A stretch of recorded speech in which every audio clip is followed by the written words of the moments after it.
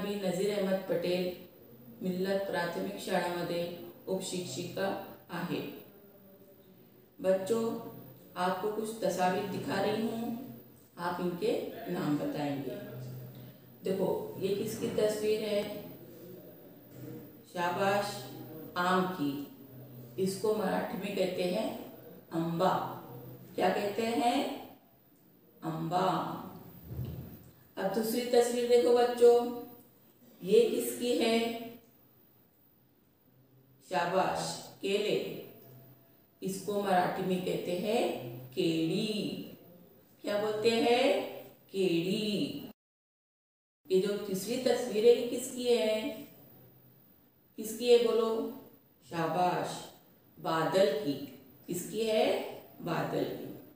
इसको मराठी में कहते हैं ढग। क्या कहते हैं? ढग। अंबा, केड़ी, ढग,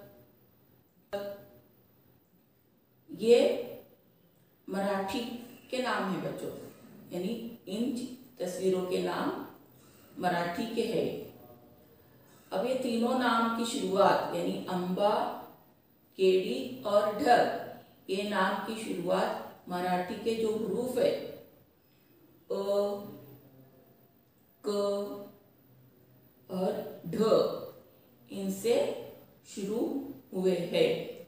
तो आज हम जमा चहारून की मराठी सुलभ भारती धड़ा क्रमांक 7 अक्षर जाड़े यानी हुर्फों का जाल, इस सबक को पढ़ेंगे।